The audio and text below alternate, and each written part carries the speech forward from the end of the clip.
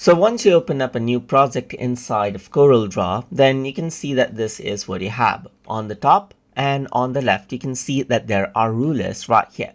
For example, around over here, you can see that this is the starting point right here, which shows 0 right here on the section, which is the starting point of the ruler and the reference for the main base right here. Over here on the bottom, if you were to see the left hand side, then you can see the 0 as starting point right here as well.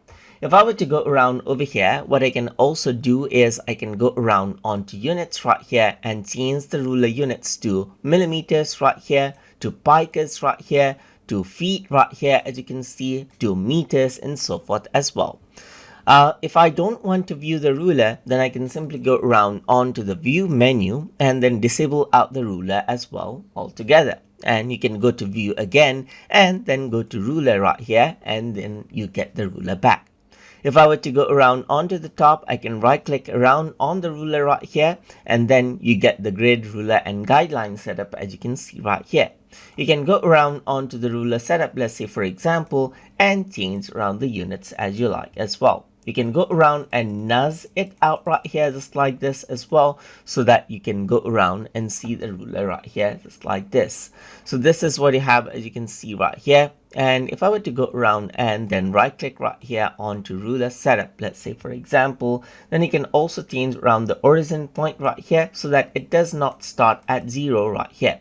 And if I were to go around onto tick division, you can also change around the division right here just like this. Press OK, and the origin point is not 0, but you can see that it nudges a bit right here.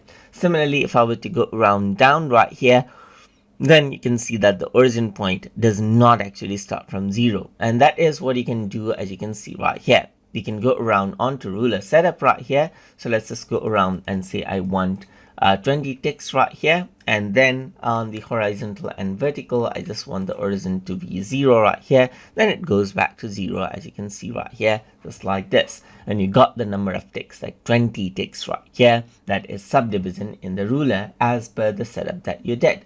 And that is how you can go around and then enable out rulers, disable out rulers, and then work around with rulers inside of Corel Draw. So hope you guys learned something as always. And as always, please like, comment, share, and subscribe.